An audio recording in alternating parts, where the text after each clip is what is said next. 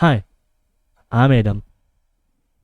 Hi, I'm Char, and We are the AXish. So, ito na nga. Dahil nga kami nagbabalik sa pagre-reaction video. Ngayon pa lang namin marereactan ang Dayang ng Alamat. And we're excited to see this kasi ako honestly, hindi ko pa siya napapanood yung music video. Narinig ko man, siguro narinig ko man sa TikTok lang, yung chorus lang. So, I don't know the whole song itself. Pero I think si Charm, narinig mo na ba ito? I mean, Oo, kasi lalo itong pinapatugtog ko kumita. oh. Pero the music video, it's our first time. Alright. Siguro clips lang sa TikTok. Pero Ako, inosente ako, kumbaga sa music video. And sa song, bukod sa chorus. Kasi parang naririnig ko ni chorus eh. Dahil nagte-trending siya, parang may dance challenge din ata siya, no? So, yun, mamaya tayo tuloy-tuloy ng kwentuhan about Alamat. At ang paano ba? Ano ba yung mga nagustuhan namin sa kanila? Sabihin natin mamaya. So, reactan muna natin ang Dayang ng Alamat. So, in 3, 2, 1, play mo na, Charm. Let's go. nag-play na sa'yo. Yes, yes.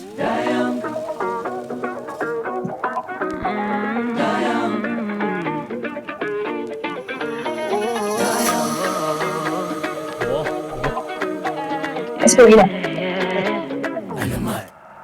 Alamat, handa.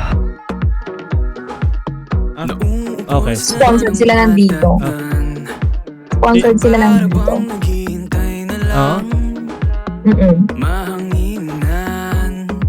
And meron pa giveaway ata sa dito.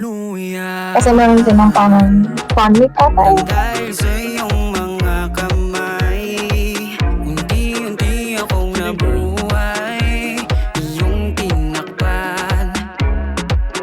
K-pop ba yung girl?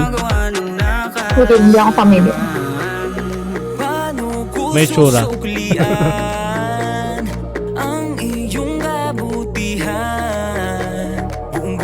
Hey, choreography. Pero naman nakatawa nila. Ito na. Oh.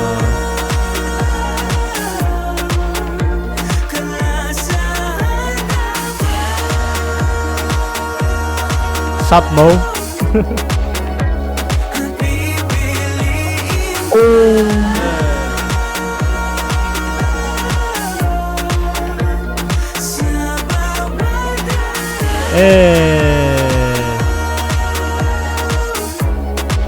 Ayun ko po din. Wait a minute. The transition. Taneyo. Ganda ng transition na yun Gusto ko yun. Oo. Let's go, Thomas. Let's go. Yung kritik eh. Oo. Kailangan kasama yun.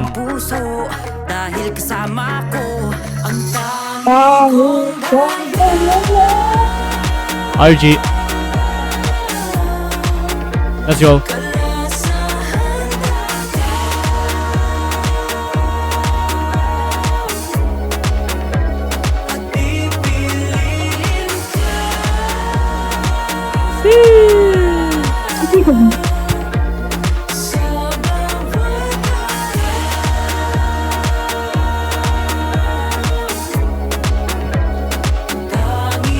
Wala na broken. Hey, let's go, Jao. Naging hangal kung saan hinanap ang pagmamahal pero wala. Joe, bakit hindi madala yung mic mo? Ako sa bago sarili pero wala ring nangyari. Tataka bakit bigla na lang sinuwala nang walang pasabi.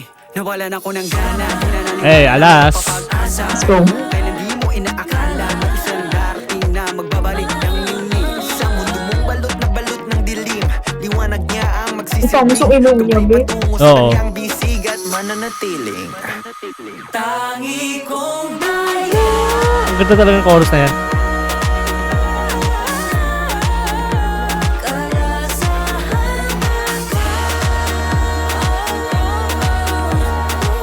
May choreography dance ba to? Parang gusto kong tingnan. Di ba hindi naman meron? Madalas na maalamat eh. Hey!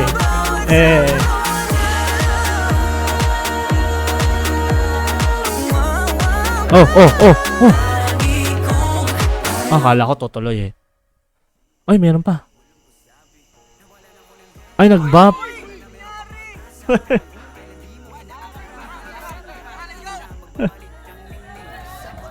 Oh, it's Ay, sponsored. by Viva. Sponsored.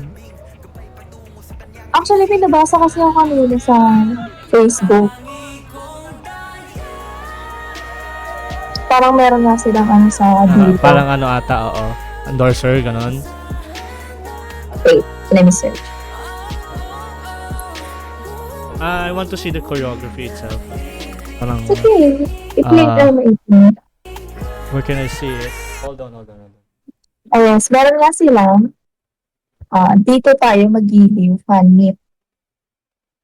Ang event is sa May 26, 2024. Ano mo ako? Teka lang. I'm looking for the dance practice. Hold on. So guys, i-promote ko din natin Magkwento yun. ka na muna habang naghahanap ako. So yun, nakikikwento ako sa ito. Last April 13, basta lang time na nasa ano sila. Yun, April 13 nga ba yun?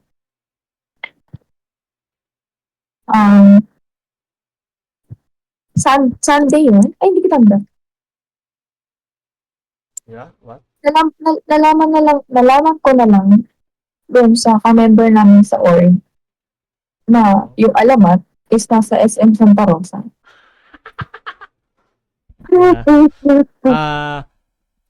As of the moment, unfortunately, wala akong nakikitang tawag dito.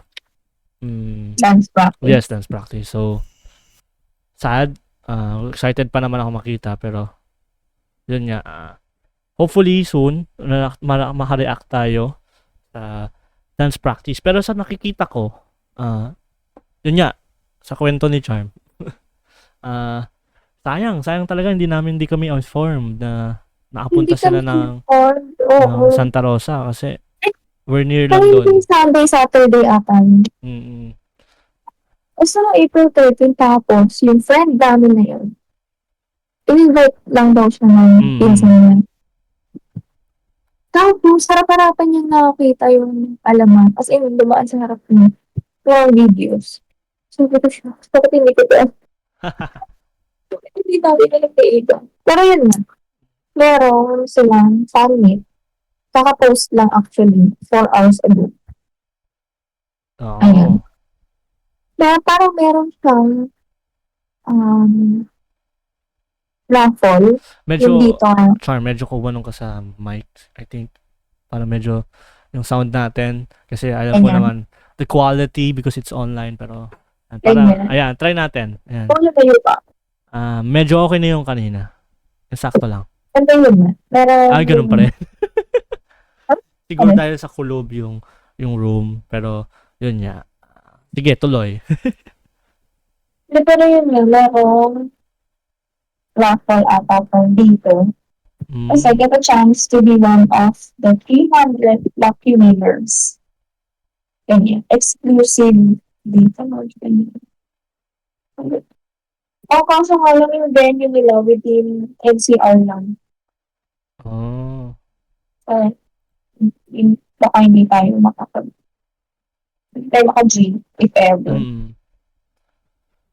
Pero yun nga, before anything else, focus tayo dito sa ating reaction video before tayo magkwentuhan. Who wants to go first? You want? Okay, ikaw naman muna. Para baka mamaya maubos ko ulit eh. Sige, go ahead. Hindi yan nga. May gusto lang akong sabihin. You can show something, some clips kapag gusto mong bumalik, ha? Hindi kasi wala tayo wala tayo ng dance practice. Yun nga eh. Yun kasi yung gusto kong i-call out kumbaga. Hindi ko tandaan Filipino dance yung sinasayaw nila. Yung may ganon, yung may Yeah. mga Mm. pitik-pitik, yung may mga Parang, ano pa. parang cultural dance, parang gano'n. Mm. Di ba madalas talaga sa music videos nila, sa mga dance practice nila. Yes, Sa yes. mga ano nila, sorry, Mm. concept nila is more on our culture, Mm. which is, ang ano din, di ba?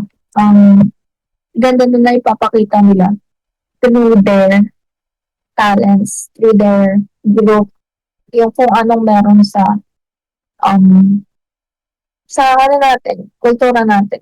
Mm. Kung nung sa Maharani, di ba yung damit, yung, di ba, yung gamit, Mm. dito, sabihin natin, yung ano din, parang yung way nung panliligaw din, di ba?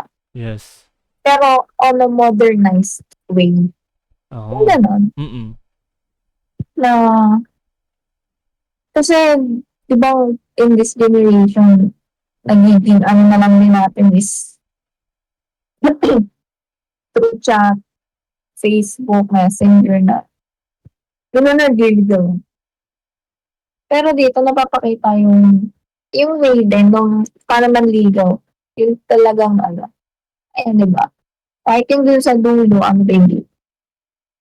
Yung effort bigay na ipaghanda Ano ka bang with meaning nung dayang? Can you search mo? tangi kong dayang, which is parang ano I think is it Tagalog ba or like ano ba? other dialect? Baka iba yung lamang yun. Ayan, dayang means princess or love Oh. or mahal. Which is yun nga, sabi nga nila dun sa song, ang tangi kong dayang. O parang ang tangi kong mahal. Mm. Ganon. Pero may iba siyang meaning. I don't know if, ano. Pero yun yung pinakang pasok na meaning niya dun sa song, which is love or mahal or princess or so yun, di ba? Parang pinapakita dito yung kung paano niya i-pursue Mm. yung girl. Paano niya, yung kumbaga yung tamang way Way of of pursuing it. yes, parang dating or parang courtship, I mean, courtship. Mm. Yun nga, tayo wala yung dance practice pero kung titignan natin, ang ganda nung lalo dun sa Kaling Park, diba? Mm. Kaya nga, Yun yung pinaka curious ako talaga makita yung pinaka focused na syempre camera angle, nakita mismo yung choreography kasi nakakatuwa kasi bilang isang dancer din, may makakita kang mga ganitong artist na talagang, 'di ba? As an artist, kumbaga hindi nilang basta sayaw yung pinoportray nila. Kumbaga yung kultura ng Pilipinas, yung kultura nating mga Pinoy. Yun yung maganda talaga sa Alamat eh. Yun yung nagustuhan natin sa Alamat. Ever since na napanood natin sila, talagang they promote our culture, our arts, yung ano natin, yung clothing, yung wardrobes natin, 'di ba?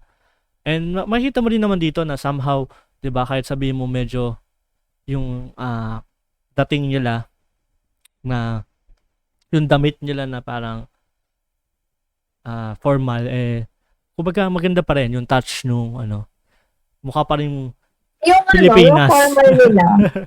Ano yan? Yung formal nila dito, yung dito. Ano yan? Para silang yung mga tito. Can you Iniisip ko pa. pero yun, yung dito. Para silang tito vibes. ay, walang lumalabas sa akin. Wala. Anong minutes yan? 2:30. Okay. 2:30. Ito, oo nga. Ito. Mm-hmm. Actually, ito yung sinasabi ko na kahit sabi mo ganito mo tignan, 'di ba? Ganito tayo manamit eh. Kumbaga mga Pilipino madalas ganito manamit. And nakikita ko na and at the same time ang ganda nung ambience, nung setting sa likod, 'di ba? Nakikita mo na, uy, Filipino touch. Filipino touch, Filipino vibe. The color itself, it's Filipino. Para kang nanonood ng indie. Ganito yung indie eh. Yung mga kulay ng indie. in the kumbaga films. yung ibang damit nila dito, yung ano na, yung kumbaga uso na ngayon. Yung kay Mm. Jao, ayan, iba yung ano ng denim. Mm. Pero choreography wise nakakatuwa kasi yun nga they promote our culture, our uh, our race, and at the same time nakakatuwa kasi 'di ba nailagay nila sa choreography ng kanta nila. And hindi mukhang cringe, hindi mukhang ewan na basta sinayaw lang. Kasi syempre 'di ba yan ang maganda, yung kumbaga ang hirap kasi ako bilang dancer, nahihirapan ako pag nagko-choreograph ako. Mas nahihirapan ako mag-handle ng mga cultural dances than hip-hop, yung mga ganon na genre. Ewan ko, iba yung discipline, iba yung yung art niya, iba yung techniques, yun niya. And kung yung mga forms, kung ano yung dapat, ano yung proper. Kumbaga ang hirap talaga. Kaya kudos din sa choreographers ng alamat madalas kasi talagang it makes it look good dun sa screen. Hindi siya mukhang awkward, hindi siya mukhang pangit kapag sinasayaw, which is they really pulled it up na maganda at na showcase nila na maganda yung parts na yon, yung mga parts ng mga ganitong ginagawa nila sa choreography. So nakakatuwa kasi 'di ba singing it in a kumbaga isang kanta na hindi lang basta sumasayaw lang sila ng wala lang. Pero dito, they value it na hindi lang basta sila sumasayaw, pero they are dancing for the nation, they're dancing for their culture, they're dancing for our own art. Kumbaga, sinishare nila yun, showcase nila yun para makita ng ibang tao, hindi lang mga Pilipino, kundi globally, na ito kami, ito ang Pilipinas, ito ang alamat, 'di ba? So, nakakatuwa na ang alamat ay talagang ganito yung ano nila, yung identity nila, 'di ba? Ito talagang isa masasabi ko na kapag sinabi mong P-pop, it's alamat. Bakit? Kasi it's Philippine, it's Filipino, 'di ba? I mean, nothing against the other P-pop groups. We're fan din naman ng ibang mga P-pop groups and we support the community, we support the movement, 'di ba? Hindi naman to compare, pero sinasabi ko lang isa sa pinakamagandang example na kapag sinabi mong P-pop is alamat. Kasi ang daming misconception ng tao na parang ano bang P-pop? Ano ba yan? Wannabe ba yan ng K-pop or copycat ba yan ng K-pop? Hindi We have our own identity. We have our own sound. We have our own moveset sa sayaw, di ba? And at the same time, yung kung paano tayo mag-express passionately, mag-perform, iba yan. Kumbaga yung makikita mo yun sa isang Pilipino Yan yung pagkakaiba natin. Siguro, yung kung on how we perform. Hindi lang tayo nagpe-perform para sa, alam mo yun, para mapansin, pero we're performing passionately with the heart, 'di ba? Sinasama lagi natin 'yan. And nakikita ko 'yun sa alamat. Na ang daming features, ang daming factors talaga na kapag sinabi mong P-pop, isa sa pinakamaiisip ko talaga kung ako tatanungin mo, alamat, 'di ba? Oo. Kasi Tsaka pangalan pa lang, Pilipinong-Pilipino na. Diba? Diba? Tapos, tsaka actually, kahit yung mga song titles nila. Song titles. At the same time, ang isa pa sa pinakagusto ko, yung tawag nila sa fandom nila, which is Magiliw. Napakaganda kasi beloved yun in English. So, isipin mo, di ba, na in every albums that they are releasing, talagang makapilipino. Kung English man yung title, hindi pa rin mawawala at hindi pa rin nila makakalimutan yung flavor nila, yung style nila, which is to promote our culture. And sa damit pa lang kumbaga, ang daming aspeto talaga. Kumbaga, kudos talaga sa alamat dahil they are really doing a good job to promote the Philippines. And hopefully na magtuloy-tuloy yung success nila, na mas mapansin pa sila, 'di ba? Kasi talagang deserve din naman nila yung recognitions, 'di ba? And yun, nakakatawa, nakaka-inspire din bilang isang mananayaw na pwede pala na paghaluin mo yung modern tsaka yung ganitong type of style, 'di ba? So, and in that aspect, na-inspire ako na ano, what a combination, what a creativity na ibinigay nila, 'di ba? So, yun nga, looking forward makita yung buong choreography nitong Dayang, kasi excited ako na may analyze, excited akong makita kung ano ba talaga yung pinakabuong story or buong flow nung routine na to, itong sayaw na to. So, ayun, music video wise, gusto ko makulay, Filipino settings, Filipino vibe. Sa kaya sila nag-shoot. Ayun nga eh. And Maganda ng lugar. nakakatuwa yung part na kanina, yung kay Taneo, yung transition na yun. Sobrang lupit talaga, promise. Yung paano nag-click ata siya, basta ganda. Ang galing nung editing nun, so kudos sa editor. Sobrang ang ganda nung transition. And marami akong napansin talagang maganda. The song itself, kapag ina-analyze mo, 'di ba? Nakakaano siya eh. Kapag para kang nang hinaharana, para kang nang sinasayawan. Pero meron nga dito. Kaya may nabasa ako sa comment. Tausog phrase ata to. Ang phrase na to is kalasahan pakaw. It means I love you. It could also mean I cherish you. Nasa ano ata nila? Nasa lyrics. Nasa lyrics. lyrics.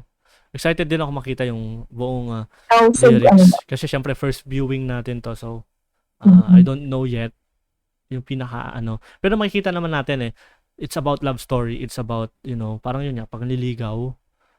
'Di ba? And nakakatuwa dahil bukod sa sumasayaw sila at nakikita mo visually yung ginagawa nila, para ka nilang sinasama doon sa storya nung sayaw nila, yung kanta nila, para ka nilang nililigawan, para ka nilang hinaharana rin na nakakatuwa. Dito ko tuloy na-experience yung ligaw. Ay, yung ligaw. Dito ko ligaw na yun. Pero yun nga, nakakatuwa kasi, di ba, yung mga ganitong groups talagang deserve ng recognitions pa. Yung mga ganitong groups deserve pang mapansin. Lalo na to promote our culture, di ba?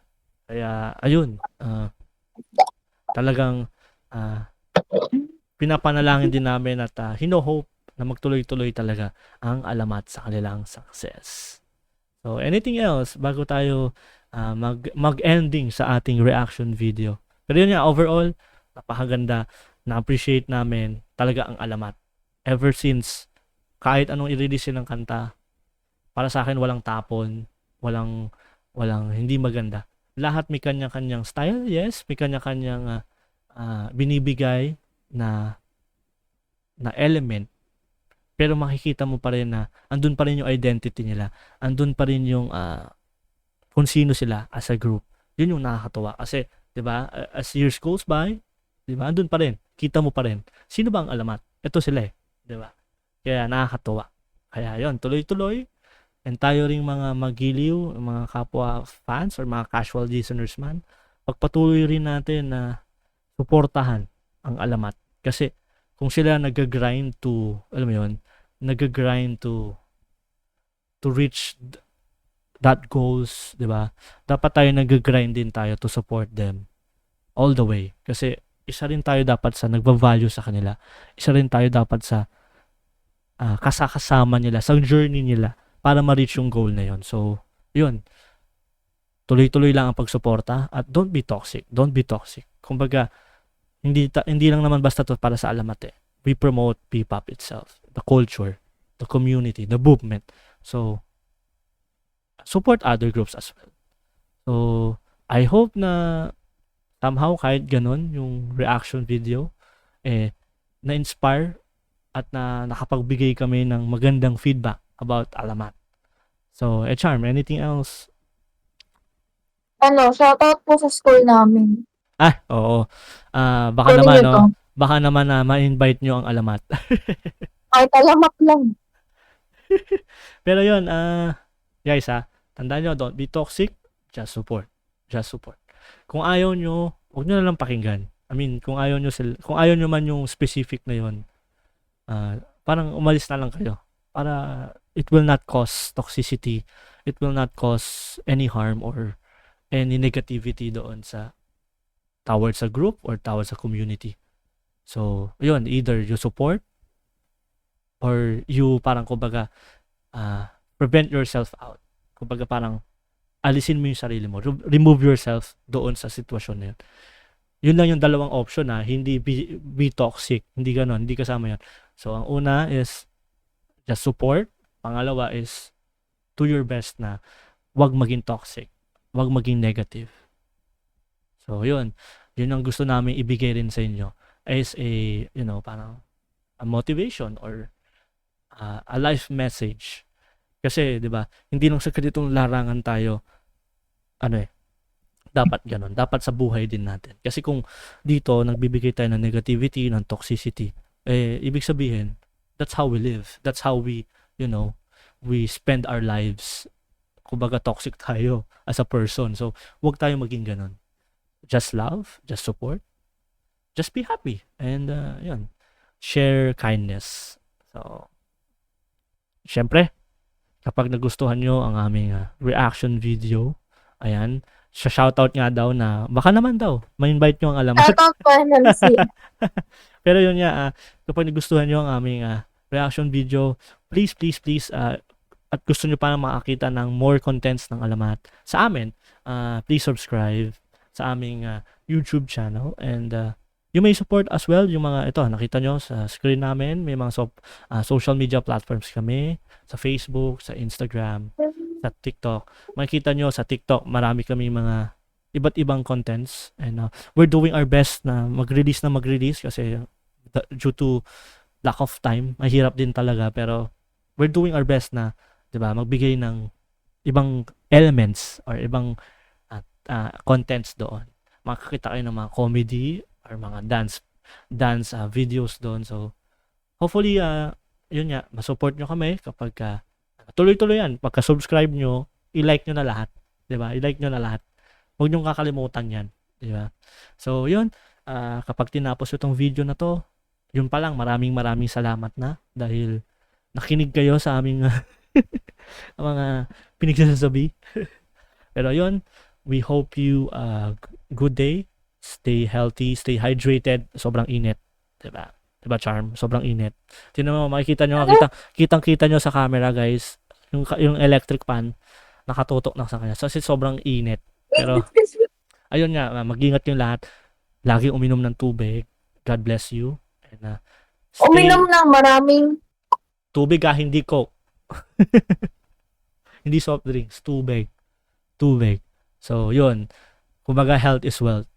Sige kayo. Kapag hindi nyo inalagaan yung sarili nyo, hindi nyo na masusuportahan ng alamat. Kaya alagaan yung sarili nyo. O, diba? Napasok ko pa yon. So, kung gusto nyo pang makita ang alamat all the way at suportahan sila, alagaan nyo ang sarili nyo. Diba? Alagaan nyo. So, yun. Spread love, spread kindness. God bless you. Bye-bye. Salamat. Sayang!